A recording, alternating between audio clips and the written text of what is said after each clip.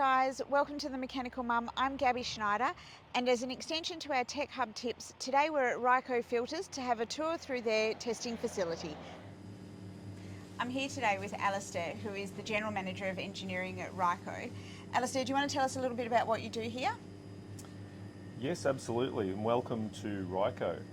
So what we're in the business of in Ryco is developing aftermarket filtration products for the automotive industry. We cover passenger vehicles, heavy-duty vehicles, 4x4s, anything on the road in Australia and New Zealand. We have aftermarket service filters for, as well as some upgrade products as well that we offer for people who are looking for more performance. So Alistair, I know that Ryco have brought out a high-performance oil filter. It's a Syntec filter, I believe. Yes, Syntec oil filters. That's our premium range of oil filters. Okay. And we developed these filters because we want to be able to offer consumers a better option than maybe the genuine filter, where they want to really extend engine life. Okay. The Syntec filters, there's a number of things they do better than a standard oil filter. And this is a standard oil filter That's a at the standard minute? oil filter. So you can see that's a cutaway filter, so you can see the type of filtration media in this filter, which is very good, equivalent to a genuine, and that's the kind of media a genuine filter would use. Yes. It's cellulose fibres. Which is a bit sort of rough, if that's the right word to use. It's paper based, so you can see it looks a lot like, we call it cellulose media. Where a synthetic element like this, in the Syntec filter, it's more like a fine, soft cloth. Yep. And that's because this is made up of very fine synthetic fibres.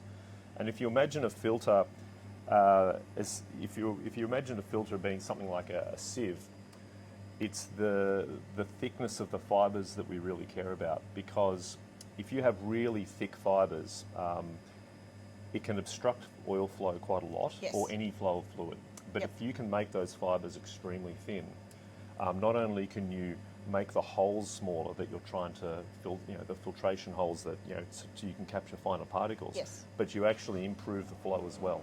Right, and so at the moment they're only really available for a certain number of cars. They're not available for all of them at the moment, are they? The range is steadily growing, and one of the things we've done recently is started doing more cartridge filters as well, because some vehicles maybe don't take a spin-on filter, they take a cartridge filter. So recently we've now released things like Ford Ranger, Toyota Land Cruiser, for the 4x4s that really want a higher performing oil filter. And like I said, these filters not only filter much finer, but they have very good flow properties, they have very good dust holding. In fact, the spin-on filters now are used on V8 supercars. They use these as a control part because they wanted to extend their engine life substantially. And so the supercars run, the Chev LS supercars, all the Camaros run this actual part number right here, so Z160 ST. Which is what we offer on a lot of LS V8s. We also, with the spin-ons, we also give them a thicker base plate. We give them larger inlet holes, so they flow much better than a typical oil filter as well. Okay, so you can see the difference in you can see the difference in the size of the inlet holes versus this Z160. You can see it's much bigger. It's also a really cool black matte. I like a matte black, as opposed to the white, but that's just a very woman perspective of it. Yeah, but I think it's just a bit cooler. Yeah, look, I like it, but that's, I am a girl, so things look nice. It's always a good thing. Making things look nice is also important, but these absolutely outperform everything we've measured anywhere in the world at the moment. So from a filtration perspective, flow perspective, physical robustness, we make these extra strong. And we have a pretty decent range in the spin-ons now. As for cartridge, like I said, it's growing because a lot of vehicles also use cartridge filters. Yes, they do. But it's all in our catalogue right now. If you look up your vehicle, if it's got a Syntec option, I very much recommend you take the Syntec option. So even if it's not for a high-performance vehicle, it still gives better filtration, better oil flow, so better performance all round anyway. So it's a better option either way. For sure. So we've come through to the dry lab, and this is where you guys test your air filters, cabin filters, to see how well they filter out for Australian conditions specifically. Yes. Can you show us how you do that? Okay. So in Australia, we have a lot more fine dust, much finer than other countries where a lot of vehicles are developed. Yes. And one of the things we've found over the years is just matching genuine in air filtration, especially in 4x4s, wasn't enough because people would be still sending air filters back, especially from states like WA. Yes, it's all the red dust that we get going for the red up dust north and everything. And again, a lot of that people would mistake seeing dust coming through onto the clean side of an airbox and think that a gasket wasn't working, that the filters weren't sealing. What we found was a lot of OEM filters just weren't filtering fine enough. Okay.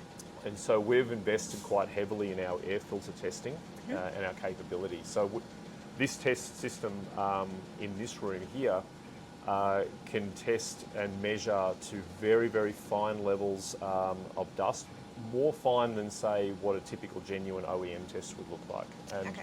And that's because not only does this rig measure the percentage of dust that's captured in the filter, but again, similar to what we do with oil and fuel, we're actually able to measure the size of the particles of dust that are coming through the filter media. Yeah, wow. And that means that we can tune our filters to filter down to the particle sizes that we care about, that we know damages engines. Okay. And the same goes for your cabin filters, which I have to admit are they're kind of like my pet project. I think people really underestimate the value of a really good cabin filter. And I know that, and I don't know whether it was in the pipelines before COVID, but once COVID sort of hit, you brought out the MicroShield cabin filters. N99 MicroShield. Which is, better than the N95 masks that everybody was asking us to use, I think. If they're filtering it at N99, it's a higher filtration. Yes, and again, this rig is capable of measuring down to 0.2 micron, which is right down at that human aerosol level. Interestingly, we started that project originally, we were targeting things like bushfire, wood smoke. Okay. And then COVID hit, and then it then became morphed into a bit of I guess we're trying to protect people's cabins from human aerosols, viruses, bacteria, obviously airborne pollution, and also now, obviously wood smoke as well. So that filter was the first automotive cabin air filter that we could see that would filter down to 0.3 micron, which is what we were targeting. A typical pollen filter is probably about 5 micron, just to give you a bit of a sense. So and it doesn't filter to the same extent, and it blocks a lot quicker. We weren't happy with that, and we know that a lot of people, especially with allergies and asthma, and having that, being down at that ultra fine level of filtration is what people really need, rather than just trying to target those bigger particles. So it's actually really quite interesting. Our daughter, who's about to turn 18, but when she was really little, she had terrible allergies, and every now and then she'd get in the car and she would just start sneezing and sneezing and sneezing. And I think my car must have gone in for a service, and then, my husband looked and the cabin filter was terrible, and so he changed it out. She stopped sneezing. Didn't think anything of it at the time. She started sneezing again, months and months and months later. And I went and I said to my husband, she's sneezing again. He goes, okay, let's check your cabin filter. And it wasn't due for a service or anything. He pulled it out. The cabin filter was totally blocked. Unbeknownst to her, changed the cabin filter. She gets in, no more sneezing. It's like the best example we've got for all of our customers when they're like, well, why do I need to change a cabin filter? The other is the aircon stops working as well. So, that's usually the best selling point. But just having that level of filtration in it, we've actually seen it without even realising what was going on behind the scenes. So, they're a fantastic product, which, we sell all day, every day to our customers. Fantastic. And as you mentioned, the overall AC system, the secondary benefit is you keep that clean, because eventually the heater core, the AC evaporator, when that gets coated in dirt, and then you get the moisture from the condensation of the Oh, evaporator, that'd and be then you terrible. start growing mildew and all sorts of stuff not good. inside your HVAC system. And then the car smells And then every the time car they turn the smells. aircon on. And Yes. then you've got to deodorize it and antibacterial it, and it becomes a whole big thing if they just change their cabin filter. Yes, absolutely. So we actually have at work, we've got like a cabinet of shame. And in it, we've got some of the worst cabin filters we've pulled out of cars and some of the stuff that's in there. But so when a customer comes in, especially when it's theirs, and we show them what a new one looks like and what an old one looks like, it's a very easy, this is what you're breathing in when you turn the fans on. This is what filters the air from outside and into the car that you're breathing all day. So being able to filter down to such a small particle size just makes everybody healthier and a cleaner environment within the car itself. Yes, great. Alistair, thanks so much for taking us through that facility.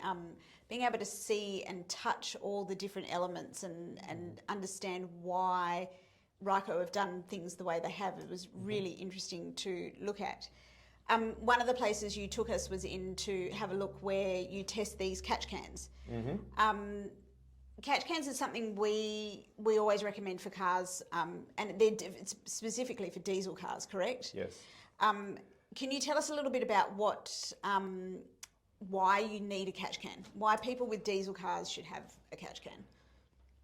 So firstly, we develop the catch cans primarily with diesel in mind. They can very much be used on petrol engines as well. Okay. I didn't actually know that. And especially direct injection petrol engines also suffer some of the issues that the diesels do. That being said, we developed this mainly for turbo diesels, especially modern turbo diesels, and that's because a lot of the modern turbo diesel engines, they run for emission standards. They run a lot of exhaust gas recirculation. Yes. So a lot of that sooty exhaust gas is being routed back into the intake of the engine, so it can be put through the combustion chamber again. And that's where you have a DPF or a diesel particulate filter that helps to try and filter some of that out to help filter the tailpipe emissions. Yep. But before it gets to the tailpipe, that diesel exhaust gets to have another go through the intake system. Yes.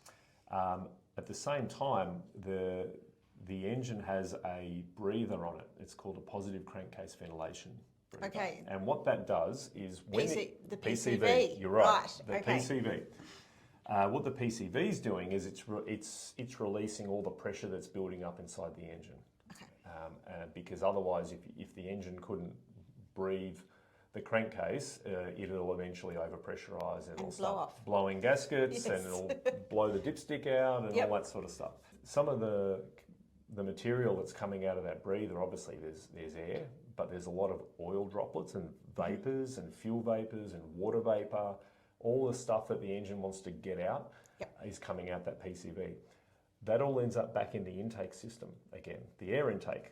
And what happens is with the exhaust gas recirculation coming in from the emission system, with the PCV vapour coming in from that emission system, they all combine and end up turning into like a cholesterol building up inside the air intake system. Yeah, and we've actually got at the workshop, so it's the air intake system and then it builds up inside these pipes and it forms this like hard, well, I think it always looks like soot because it's like rock hard. And we've actually got a cup in the workshop in our chamber of shame from coming out of the EGR systems of all this soot that builds up, which is when, like we always try to recommend catch cans right from when the car's new, but even if the car's been older, to help prevent that. Yeah, and you're right, one of the ways to get rid of that soot build-up is to stop all that oil and vapour from coating the inside of the air intake system, which then allows the soot to stick inside the engine. And a catch can's a nice, easy way of cleaning up all that contaminant that's spewing out from inside the engine, and only then allowing fresh air to come back into the air intake. So you take one of those contaminants out, and then you won't end up with the build-up. Yes. The other thing is we like catch cans because one of the other ways that people try to avoid that build-up is by disabling the emission system, and that's not really the right way. That's not great for the environment. No, you don't want to be doing that. We don't want to be doing that. If you get caught, it's big fines and all sorts of other stuff. So we don't recommend that. We think a catch can is a nice, simple upgrade.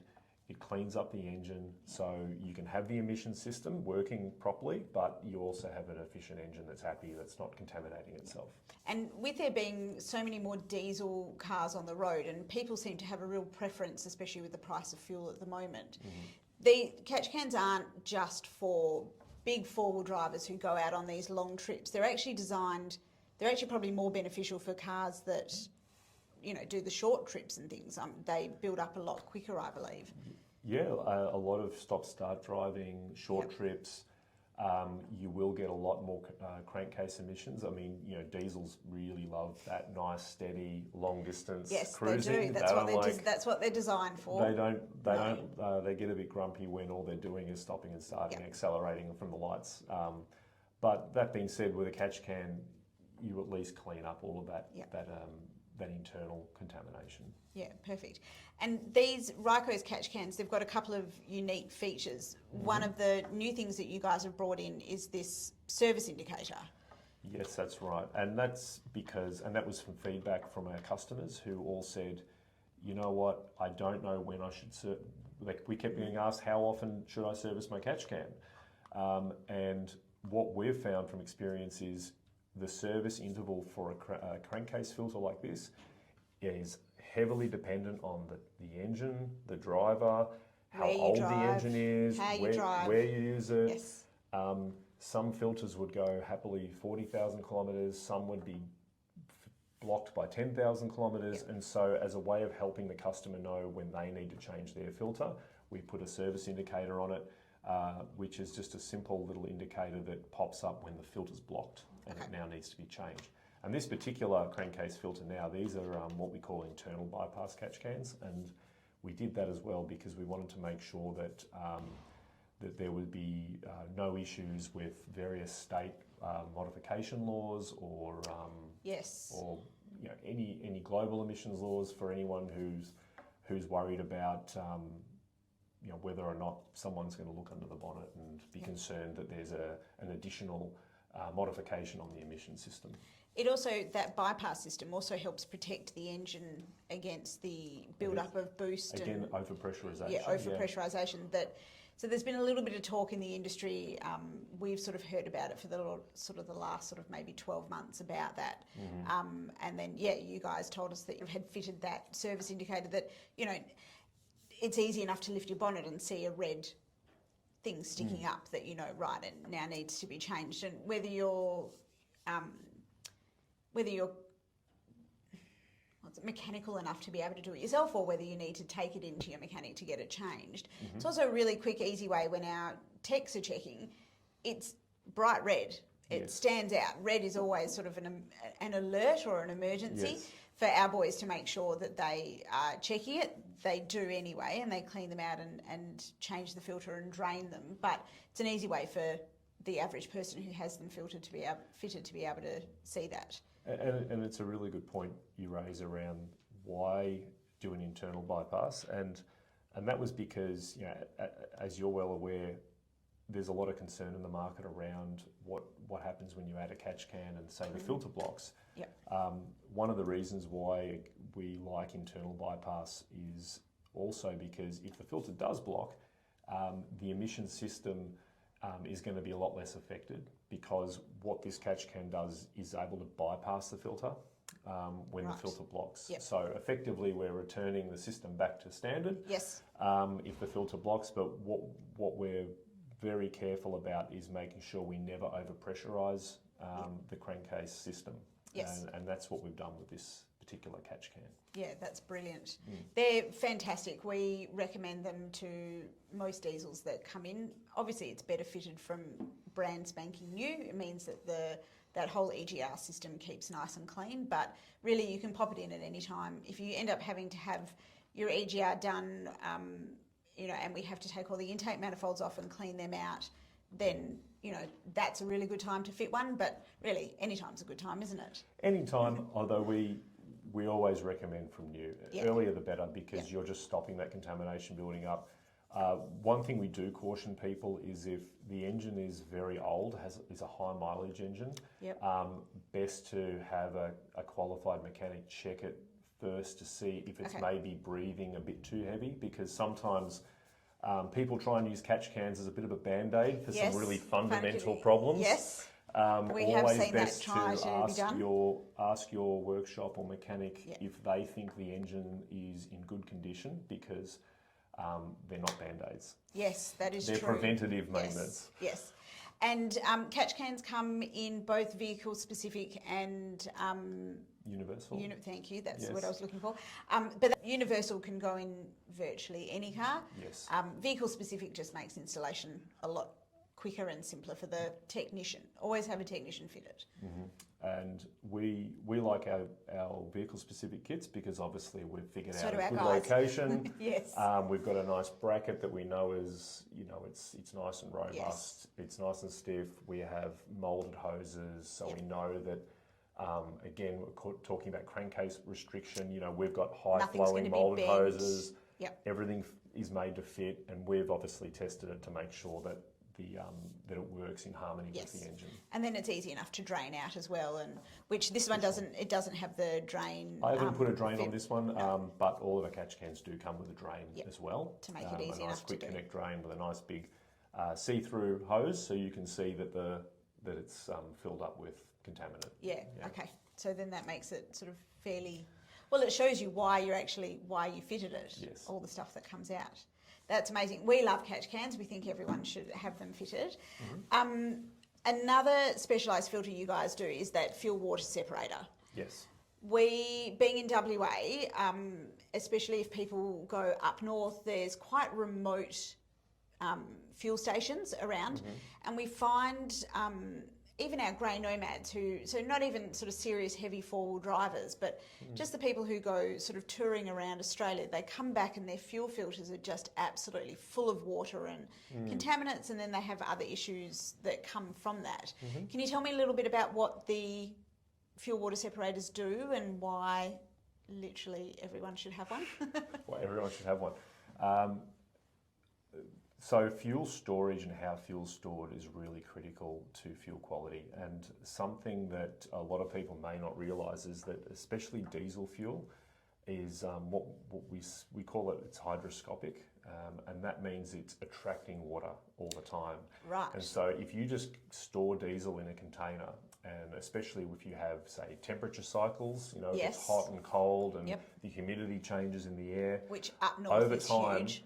Over time, any moisture that's in the air, that diesel's going to try and suck it in, and it'll hold it in the tank. Right. And so often, people think that as long as I don't go drive through rivers and all the rest of it, I'm not going to get water in my fuel tank. That's not the case at all.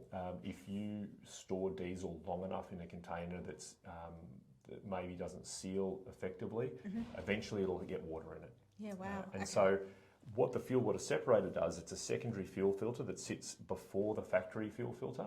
Okay. And it acts like a bull bar for the fuel system. It's the first line of defence that will pull the water out of the diesel before it then gets to the factory filter. Okay. It also offers some additional contaminant holding capacity of its own. So it'll take a lot of the bigger particles out, allowing the factory filter to focus on the small particles. Fabulous. Keeping that fuel system really clean. I didn't actually know that, so that's really good to know as well.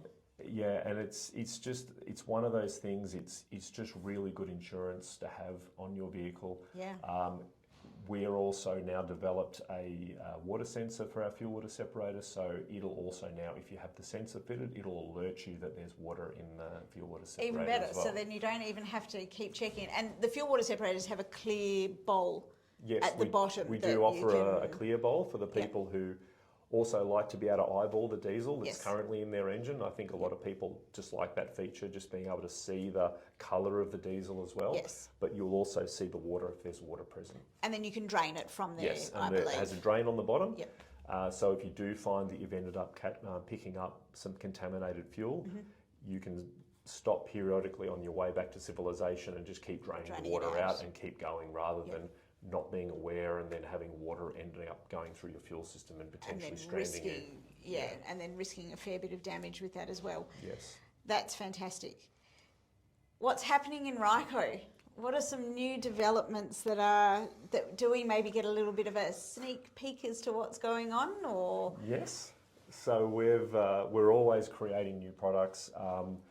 Like I mentioned, we've recently released our brand new catch can, the RCC 360, which we're looking at here. We've recently made a new water sensor, Bluetooth water sensor for our fuel water separator, which has been something people for a very long time. Yep. We're also almost ready to release our new, what we're calling R-Spec air filters, starting with a 200 series Land Cruiser, which I was showing you in the dry lab earlier, which is a culmination of the work we did with V8 supercars in creating a new nanofiber honeycomb air filter. It's incredible. We've actually been very lucky enough to have a look at it, and especially again being in WA with all that fine red dust that we get, the material that it's made out of, that nanofiber, and it's all honeycombed, so the surface area is just so much greater to be able to do that level of filtration. Look, I have to admit, air filters don't hugely excite me. Cabin filters do, but air filters don't. But that air filter, I can see our customers who go up north all the time, and they come back and it's, we put a brand new filter in, they go up north, it comes back, it's full. It's so dusty up there. To be able to have something that will work so much more efficiently to protect the engine and make the car run better, it is exciting. Look, and it cuts out more than 90% of the dust that would otherwise get into the engine from a genuine filter. That's huge. And to me, I think it's a real game changer for engine longevity, because most of the dust that gets into your engine in the first place is coming through the air filter. Yep. Right. The oil filter is it's a backstop. It's trying to clean up whatever gets into the engine, but most of the mess is coming in through the air. So being able to provide the engine with the cleanest possible air will extend the engine life many, many times. And 200 series Land Cruiser owners, they're almost a little bit of a cult on their own. Being able to protect their engine, those engines have got the potential to just keep going as long as you look after them and have the clean, right filtration of the right oil and all of that kind of stuff. Yeah. So being able to offer that for a 200 series here, not just in WA, but I think in Australia it's going to be fantastic. And look, a lot of the R&D and I suppose the consumer feedback around getting the right level of technology into the air filters actually was from WA. So WA is probably I'd get the best feedback from on air filtration in 4x4 especially, and that's really because WA has some of the finest dust in the world. Like, it is so fine, it gets everywhere. Right? We know when a car's been up north, you put it up on the hoist and the boys just take the engine cover off and they just walk away and they're just like brushing all the dust out of their hair, and it gets into everything, everywhere. So being able to stop that getting into an engine is it's fantastic. One last quick question. Hybrid vehicles, electric vehicles. What kind of, so oil filters obviously aren't needed in full electrics. In hybrids, you still have the oil filter. I've heard talk or seen battery filters, but I've never actually seen one on a car. So a lot of the hybrid vehicles, especially things like the Toyota or Lexus hybrids, they all have this thing hidden in them called a battery air filter. And this is critical for the vehicle to maintain the temperature of the battery. It's part of the cooling system for the battery. Okay. And the problem with and as you say, they're often hidden and people don't know they're there. Didn't even know it existed. Right, and they're definitely a scheduled service part. So for anyone with a hybrid vehicle, and any workshop that's servicing sees a hybrid vehicle come in, they should absolutely check when the battery filter was last serviced, because one of the most common sources of battery failure on hybrid vehicles is overheating. Right. And they overheat because the filter gets blocked, and then they don't get any air. Yes. And then all the cooling fins get covered in dust, and then they stop working properly, and then the battery overheats. And right, then so really important. Really important, because it's a pretty expensive repair to have to replace a hybrid battery. Yes, it is. Doable, especially in the Toyotas. They're fantastic and reasonably, as long as you've got the right qualified tech, reasonable to do. We've done a couple in our workshop. But yeah, and look, to be fair, the boys might know that there is a battery air filter, and it's just not something that's come through the office that requires changing yet. So I haven't learnt about it, but again, with depending on where you operate that hybrid, if you're in a fine dust environment, you may need to change it more often than what potentially Mr. Toyota originally envisaged. Yes. Okay. So they're worth checking. They're worth checking. Yeah. And we obviously offer the range of the hybrid battery air filters currently, and it's definitely something people need to stay on top of. Okay, but full electric batteries don't have that same air filter? They typically use some kind of coolant-based cooling system. Okay. That being said, a lot of EVs now we're seeing are getting e-axle filters. So certainly Tesla Model S, X, Y, 3, all of those Teslas, they all have on each of their drive axles, they have a spin-on filter, which is there to keep the drive axle clean. Because electric vehicles are very hard on their drive axles, on their gear sets, because they produce all their torque at 0 RPM. Yep. And a lot of the EVs now, especially as I mentioned, the Teslas, all have a little oil pump and a filter to circulate lubricating fluid over the reduction gear set to try and keep the reduction gears clean. Okay. And they also need periodic changing. And you guys now do those as well? And we offer the spin-on filter, and we even have a handy video online on our YouTube channel, which shows how to change those filters as well. Okay. I didn't even know those filters. I actually have, I don't have a Tesla, I have a Hyundai Ioniq 5. No clue that there was, and yes, when you drive them, you can be very hard on the axles, especially if you're my husband and just, launching it off from 0. Yeah. So, it's good to know that they're there and that in the Teslas, that they do lubricate them, and then that we're able to change them if and when we start getting them through the door. And they may even require an oil change every now and again. So something to watch out for. Yeah. Yeah. Okay, well, watch this space and we'll keep you guys all informed. Yep. Alistair, honestly, thank you for your time today. It has been incredibly eye-opening and educational for me, and hopefully for you guys as well. We really appreciate you taking the couple of hours out of your day to spend with us. Thank you. You're most welcome. Thanks. Thanks for watching. If you've enjoyed my video, please help me out by hitting the like button. If there's anything you'd like me to talk about, don't hesitate to leave a comment and subscribe to my channel so you don't miss out.